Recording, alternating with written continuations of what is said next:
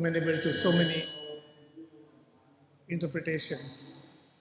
And as a writer, one should never attempt to interpret or talk about her or his own work. So let me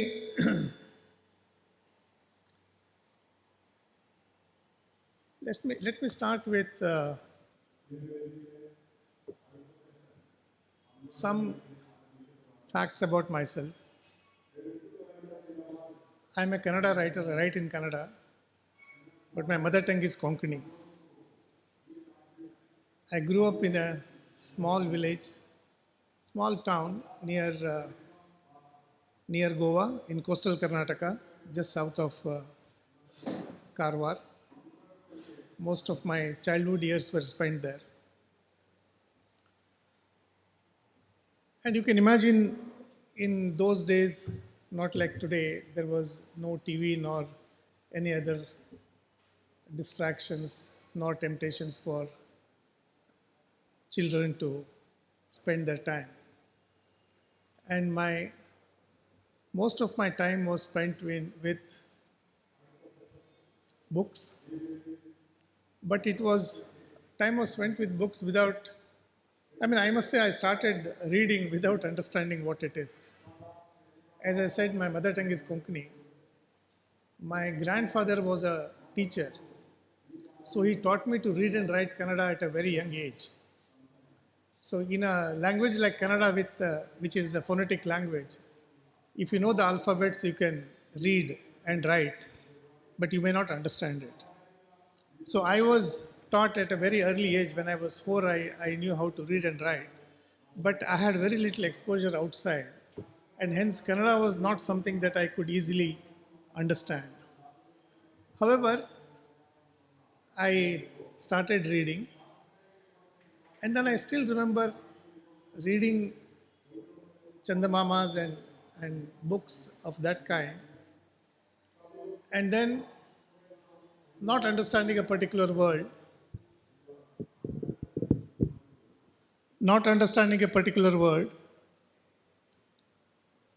and then waiting for my grandfather to come and tell me the meaning of the word.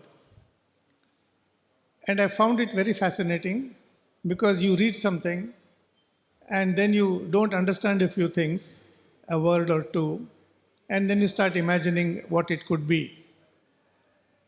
And that became a kind of a game between me and my grandfather, and I thoroughly enjoyed it. And I feel that it was a kind of a joy that I found, and also some kind of a training to my mind that how a particular word placed in a sentence could alter the meaning of a sentence. And that was very fascinating. At the same time, there were other things that were happening. My place is, as I said, was a small town in coastal Karnataka, and a theatre form called Yakshagana was very popular. It is still popular. It is something very similar to Kathakali, but there is conversation. And this form is something where the costumes are different. They pick up stories from these two epics, Ramayana and Mahabharata, and then it is played out all night. It starts around 10 o'clock in the night and goes on till 6 in the morning. And the costume is very similar to what you see in Kathakali, and the kings and all those characters from these two epics. And I was very much interested in this because my father was interested in it, and he took me wherever he went. And in my childhood, I have seen hundreds of them. Literally, till I was 17 years old, I was so fascinated by this art that at some point in time, I wanted to become a Yakshagana artist. The beauty of this art is As I said, it starts around 10 o'clock in the night, and the stage is about 20 by 20, or might be even slightly smaller. And there are people who are sitting at the back who sing so that they take the story forward. But the characters, after that song of maybe 2, 3, 4 minutes, then they speak and there's a conversation, but that dialogue is extempore. It is not a written dialogue, which means that every time that play is performed, that particular story is performed, even with the same artist, it gives you a different experience. And with different artists, needless to say how different it will be. And something very unique to this is what I was impressed with and what influenced me greatly is that when in a story, for example, if there is a story of Karna and Arjuna and Karna dying, after Karna's body is inflicted with so many wounds and arrows and then he's about to die, then there is a conversation that goes on for 3 hours. So it is, that real, unreal art, story, the connection between them, because the people who are singing, sitting in a normal clothes and sipping tea at the back, you can see them with the drums and singing and all this, while there is people with these costumes who play out this particular story, and we imagine them when they explain in their words that this is a court of Indra, and it is up to us to imagine, the power of the words.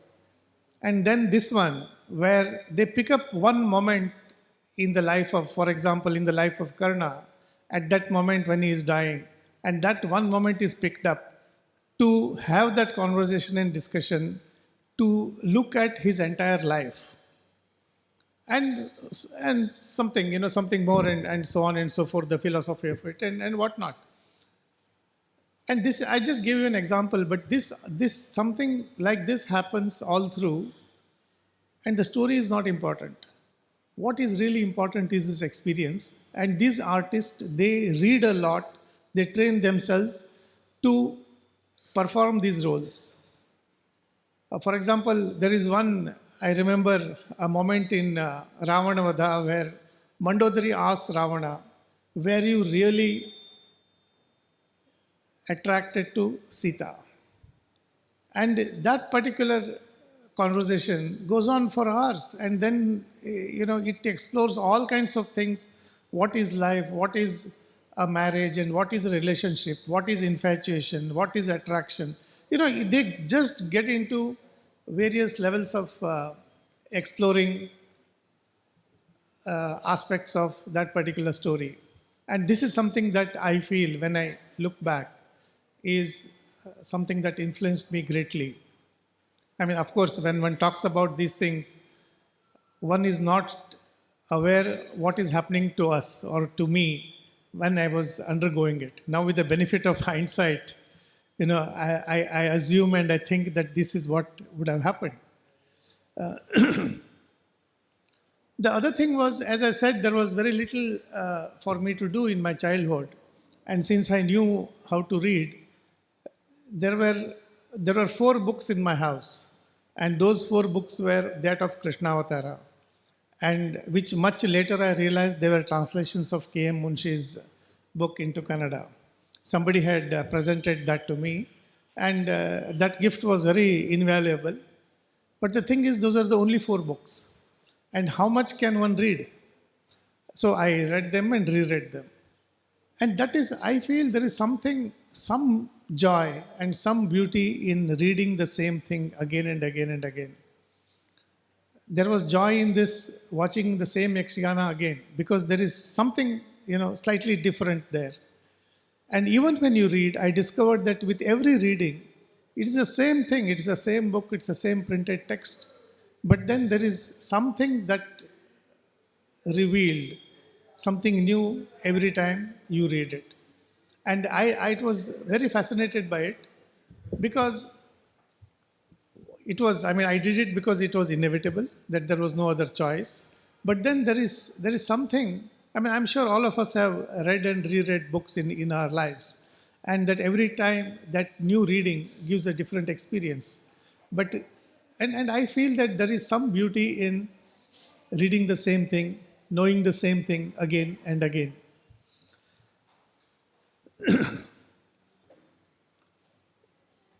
And I remember I had my grandfather's sister. I used to pester everybody to tell me stories. And she was the one who was very kind, and she is the one who told me stories all the time. But uh, she told the same story always. And but she was such a marvelous storyteller that every time I felt it is different. Because wherever she was, she would start with a story. If she was in the kitchen, she would start with a story in the kitchen. And something, once my sister had broken her leg, and the hero of the story, his sister also had broken her leg. Something like this. She would connect something and weave the story. I don't know how many, maybe 50, 100 times, or maybe more than that, she has told me this story. But it is the same story which every time probably she knew the same story, but I did not think that it was the same story. So these are some of the things that have, influenced my mind and influenced my years of growing up. And in a small place, it's a very lonely, not lonely. I mean, I didn't know the word lonely at that time, but it's a very, what would I say? Yeah, kind of lonely growing up in those days. So it was, in a way, it was really good that I could spend my time with Yakshagana and books and so on and so forth. And that habit of reading grew. And at the age of 15, 16, I started writing. I must also talk about some kind of influences that I had when I started writing. Uh, I used to read a lot, and then I started writing. I published a couple of stories. And then I came across a writer called Yashwant Chittal, who is also from the same place as I come from. And he is, he is no more. He was a very great writer, Kannada writer. I have dedicated my book Gachar Gochar to him, the English edition of it. So he was and I read his stories, and I read his few early collections of stories. And they were all stories set in and around the place where I was living. And I was so surprised because in my mind in those days that to become a writer, one has to travel the world, one has to go and see, experience great things. I didn't know what those great things were. But at that young age, you have that imagination. You feel that you have to experience something different and something big to be a writer. And here is a writer who is such a great writer, and his stories were all something that were happening in and around that village and a small place. So he created a village called Hanehalli, which appears in all his works, his stories and novels, and it's something similar to Yokna Patavpa of Faulkner. So this one place which is center of the world for him. And even though he wrote about Bombay, he moved to Bombay later on, that this village appeared in all of his stories. So that was a kind of a location from where he viewed the world, or that was a kind of a yardstick for him. So I read him, and then I was very impressed and influenced, because at that age you get something very ready-made, and it's so easy to write like someone else because there is a structure, there is a language. And also for me, his mother tongue was also Konkani, and he wrote in Kannada. So some of the expressions, it was so easy to get into his skin and write. In the meanwhile, I wrote to him as a young writer and saying I admire his work. And he said he is coming to visit his village. And in those days, he used to live in Bombay. He always lived in Bombay. And he said he will take me to his village. And I was very thrilled. He came and he took me in his car and I visited him. And he has, as I said, most of his stories were based in that village, at least the early stories. And there is a famous story called Abolin. Abolin is the name of a girl. And the story goes like this. It is a girl who is so innocent that a crook in the village convinces her that he takes her to a temple nearby, he kisses her and tells her that now that I have kissed you, you have become pregnant.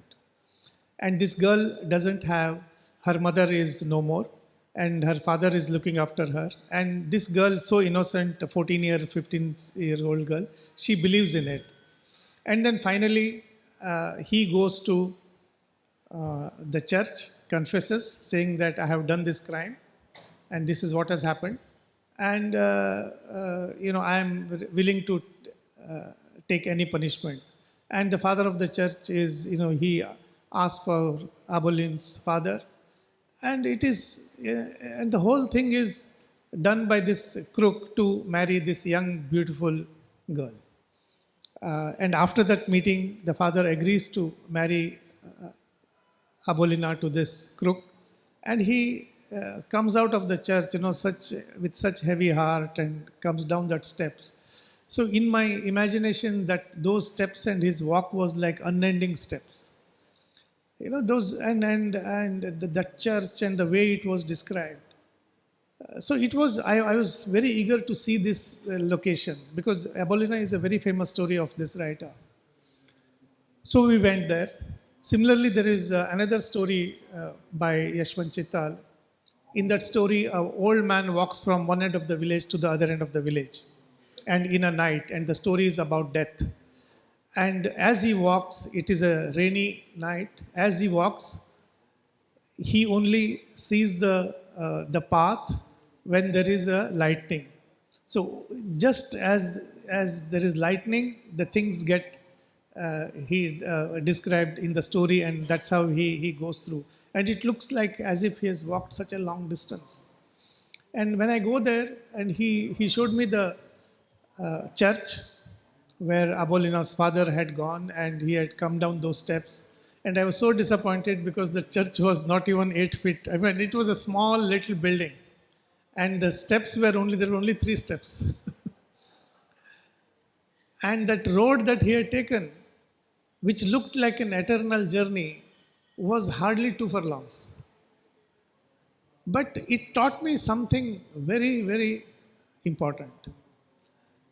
I mean, what is life? What is reality? And what is reality in literature?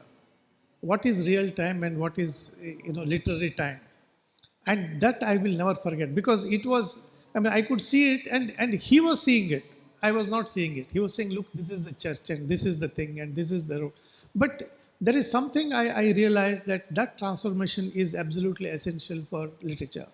What you see and what you perceive and what it becomes, it is something, and at that young age, I think it was a great lesson that I learned, a practical lesson which was in front of me. And I'm so grateful to Chittal for, letting me experience it. Now, as I said, I was so greatly influenced, I started writing like him.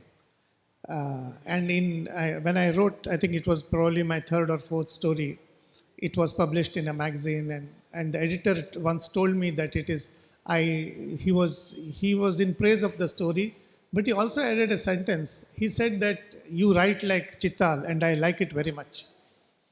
And I was very much alarmed because suddenly that you find, I was 17, 18, 19, and suddenly I found that I obviously didn't want to write like him. But that influence was so strong that unknowingly I had started writing like him. And then I decided that I must come out of this influence. And I started working on the text of my stories and consciously removed everything that resembled anything and everything that Chital wrote. And in that process, I discovered myself. Because it is, if you know what you don't want to write, it is you, in the process, you discover what you really want to write. And Chital, all through his life, I admired him, honored him, and he was always, and for my first collection, he wrote a foreword. So he has always remained a guide and a senior writer for me.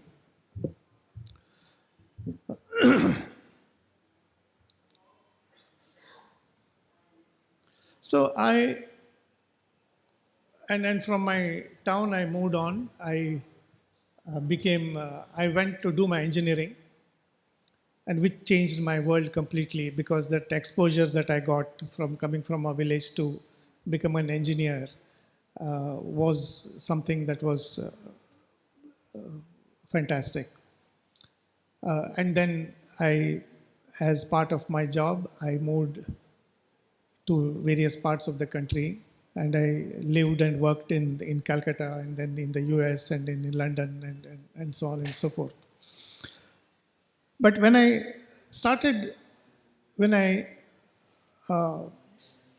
wrote a story in 1992, which is when our country was just getting exposed to globalization,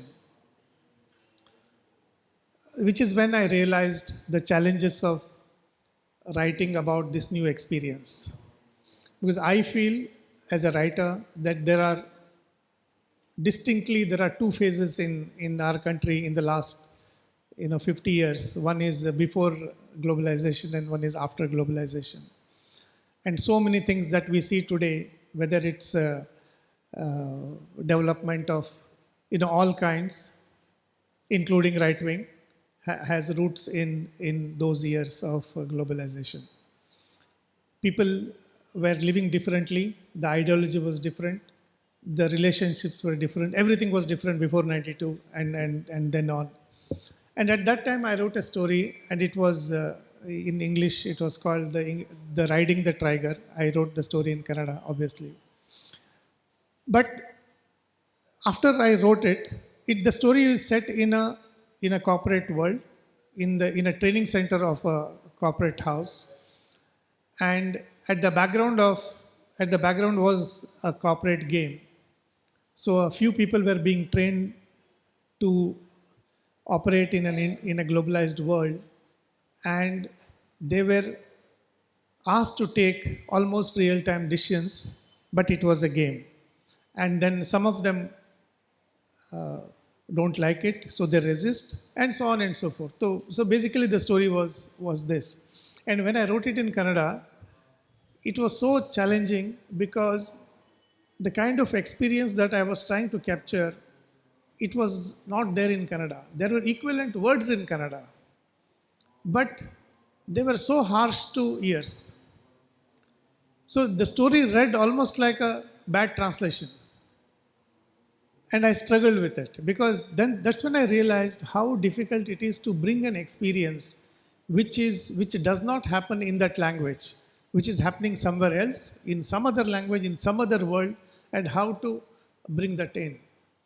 And today, after 30 years, I don't think we have come so much far. And Kannada also has absorbed so many of these experiences and so many of this. But the challenge remains still there, in the sense that what I had written probably would have been, I can probably write in a more effective way, but there are new challenges, the new challenges of new experiences, the experiences that does not happen in our own language, and how to deal with it. So these kind of experiences and challenges I have always had throughout my career. And it gave me a kind of limitations about my own style, my own language, and how to deal with that. Let me, since I have 20 minutes more, I will read a bit of from my novel, which is Ghachar Gochar. It's also available in Malayalam, published by DC Books. Let me read a paragraph, and then maybe I can keep some 5-7 minutes for questions, if any, in the end. This is a scene where the ants have invaded the house, and the narrator is talking about it. We had two types of ants at home. One was a small, brisk moving black variety that appeared only occasionally.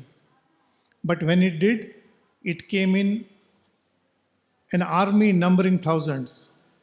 These ants entered the house in orderly columns, then began to wander everywhere in apparent confusion, always bumping heads and pausing before realizing something and rushing off in random directions. They had no they had no discernible purpose in life other than trying our patience.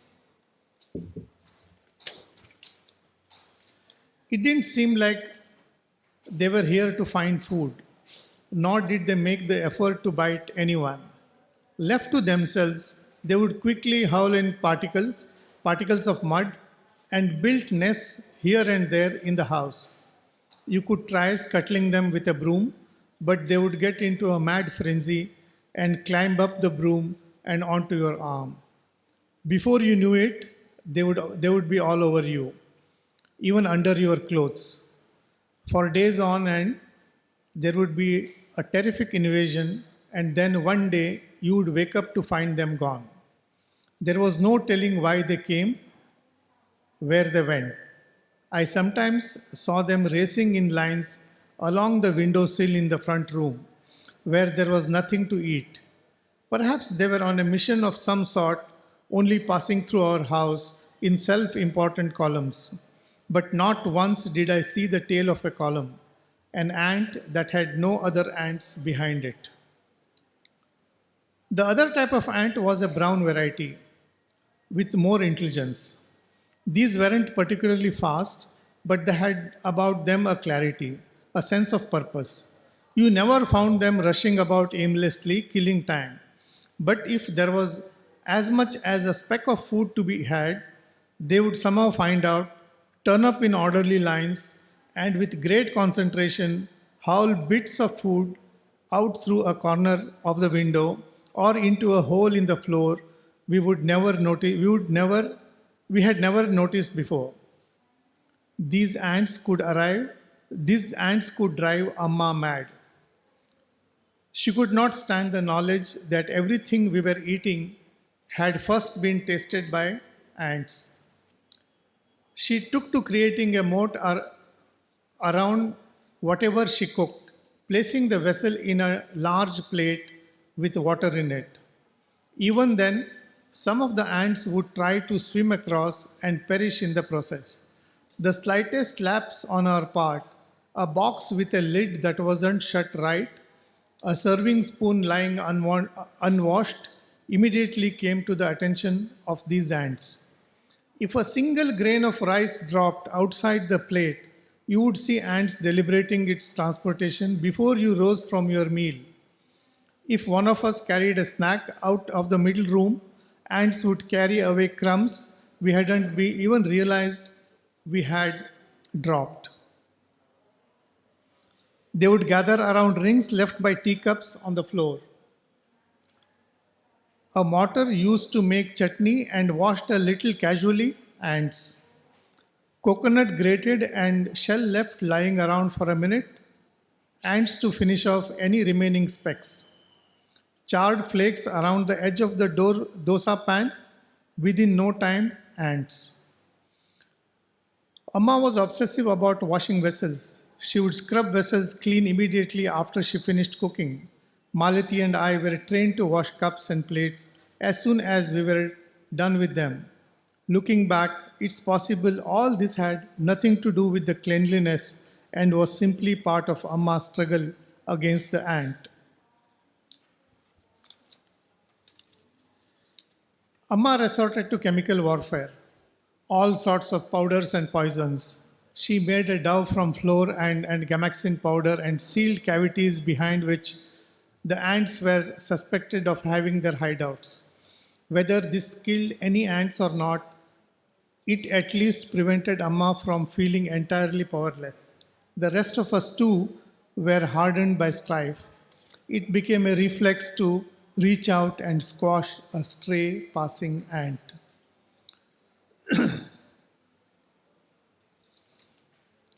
On someone's advice, Amma started treating the house with neem smoke. An old tin box was reserved for the purpose. About once a week, burning coals would be tipped into it over a base of sand and handfuls of neem leaves thrown in. It produced thick smoke. Amma covered her nose and mouth with the end of her sari and took the fuming box around the house, letting it linger in corners and behind the cupboard. Once I woke up in the middle of the night to go to the toilet and found Amma in the kitchen. She was on her haunches, facing the wall, tracing the path of a line of ants using a flashlight. Now, unlike rats and cats, ants don't make things fall in the night and wake people up. I can only imagine the clamor they must have created in her mind.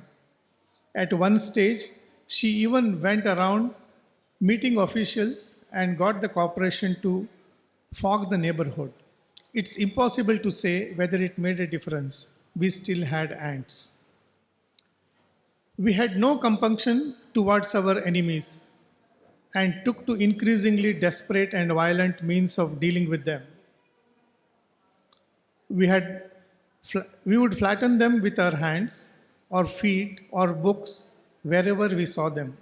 If we noticed that they had laid siege to a snack, we might trap them in a circle drawn with water and take away whatever they were eating. Then watch them scurry about in confusion before wiping them off with a wet cloth. I took pleasure in seeing them shrivel into black points when burning coals were rolled over a group of them. When they attacked an unwashed vessel or a cup, they would soon be mercilessly drowned. I suppose initially we did these things only when we were alone, but in time we began to be openly cruel to ants. We saw them as demons come to swallow our home and became a family that took satisfaction in the destruction of ants. We might have changed houses since, but habits are harder to change. We have 10 minutes. I can take questions if any. The translation is something that taught me a lot as a writer. As I said, I was working and then I gave up my job a few years ago to be a full-time writer, and which is when I started looking at my translations. So as a fiction writer, it is when you see your work getting translated into another language, it tells you a lot of things about our own style, the way we write, and the limitations of our style mainly and the language. Because some of the things that sound so profound in our original language, in translation they read so silly. So what is built with all these clutches of language and what we assume. As a writer, we take so many things for granted because we write in a language, we write in a culture, we write in certain ethos. And the moment you cross that gate of translation, nothing comes to your help. So suddenly it's a different text, it's a different language. And the experience of that, working with my translator, has given me immense insight into looking at my writing, looking at my text in a different way. Not that it has impacted my writing, but it has made me aware of certain things which I was not aware earlier. Since you talked about translation, I'm also interested about your self-translation, like your editing process. Because you have written your editing process, especially because you write such succinct prose, where every line carries a lot of information within it. And okay, the works that I have read, like Sakina's Kiss or the Chagochar, they are so short, but still they contain so many ideas that are revolutionary even in today's world. So, how do you manage to pack in so much of information? Like, do you do a lot of editing, or does it all come out unconsciously? Yeah. That's my No, doubt. see, I don't translate my own work because I feel that for to write fiction, one has to have that deep connection with the language, and my connection is only with Canada. I can't write fiction in any other language, so I can only write for my Canada readers. Having said that, I like to get involved in translation because at least I understand what is how it sounds because I have some knowledge of English. But and the reason I go to a translator is because the translator also need to have that kind of a relationship and that imagination with the language. See, that language has to be very imaginative for creative writing. And one has to capture that imagination when you translate. So, when I discuss my work with my translator, it is not about meaning of a sentence or a word or anything. It is more about what is underlying in the text, what is why certain things are said in a certain way, and why a particular word or an expression is used repeatedly, and so on and so forth. So it's actually what is underneath, what is beneath the text. So that those are the kinds of discussions that I have with my translators. And coming back to your question of brevity, I think that is my style. If you look at both these translations, every sentence in Kannada is in English. But see, in the same sentence in a language, the same sentence in Kannada, the kind of memories it evokes, it may not evoke the same memory in English. So this is where one has to be very careful in translation. And because the translation is all about bringing that unsaid from one language to the other. So it's a very complex thing. But I must tell you that everything that is in Kannada is in English, but said in a way so that it largely captures what I'm trying to say in the original. So, how did you come up with a strong narrative of ants scrolling in Gachar Guchar? Because ants play a very important character in that story. So, how did you come up with that idea? It's very difficult to say how you come out with that idea. It I don't know. I mean, it see when you start writing a novel, you live with that character so intensely, and the kind of space, that physical space they occupy, the mental space they occupy, and all these characters. I mean, really, when living with the characters is a very used phrase. Every writer says, I live with the characters. But it is true, one has to live with that intensity. And many people have asked me, is this your experience? But if you write with such intensity and think and capture the details of these characters and the story with that intensity, at the end of this writing, I cannot say it is not my experience. I myself have gone through it because one would have seen it in such great detail, the every minute movements, and which is why it is said that it is what I know about characters. I know probably 100, but what I have written is only 20. But you must know that other 80 to write this 20. This is that iceberg effect, which is famously known. So you write little, but you must know everything, how a character, what she or he does, how he gets up, what he does, and what he wears, and because otherwise it is not possible to achieve that brevity. Right? So there has to be a balance between, and it is possible if you know, for example, if you know a person very well, you will not start talking to that person from the beginning, right? You talk to the person with the knowledge that there is a relationship. So similar thing happens in a work. Let me read a small part in Kannada so that you know how it sounds for 2 minutes, and then we can end this conversation. This is again from Gachar Gochar. ನಮ್ಮದು ಕೂಡು ಕುಟುಂಬ. ಅಂದರೆ ನಾನು, ನನ್ನ ಹೆಂಡತಿ, ನನ್ನ ಅಪ್ಪ, ಅಮ್ಮ, ನನ್ನ ಚಿಕ್ಕಪ್ಪ ಹಾಗೂ ಮಾಲತಿ ಎಲ್ಲರೂ ಒಂದೇ ಮನೆಯಲ್ಲಿದ್ದೇವೆ. ಮಾಲತಿ ಅಂದರೆ ನನ್ನ ಅಕ್ಕ. ಅವಳು ಗಂಡನನ್ನು ಬಿಟ್ಟು ಬಂದಿದ್ದಾಳೆ. ಅವಳನ್ನು ನಾನು ಅಕ್ಕ ಅನ್ನದೇ ಮಾಲತಿ ಎಂದೇ ಹೆಸರು ಹಿಡಿದು ಕರೆಯುವುದು. ನಾವು 6 ಮಂದಿ ಯಾಕೆ ಒಟ್ಟಿಗೆ ಇದ್ದೇವೆ ಎಂಬ ಪ್ರಶ್ನೆ ಏಳುವುದು ಸಹಜ. ಅನಿವಾರ್ಯತೆಯನ್ನು ಬಯಕೆಯಂತೆ ತೋರಿಸಿಕೊಳ್ಳುವುದು ಕುಟುಂಬದ ಶಕ್ತಿಗಳಲ್ಲೊಂದು. ನನ್ನ ಚಿಕ್ಕಪ್ಪ ವೆಂಕಟಾಚಲನೇ ನಮ್ಮ ಕುಟುಂಬದ ಮುಖ್ಯ ವ್ಯಕ್ತಿ. ನಮ್ಮ ಮನೆಯಲ್ಲಿ ಏಕಮಾತ್ರ ಗಳಿಕೆ ಅವನದೇ. ಅವನಿಗೆ ದುಡಿತದ ಚಟ. Thank you.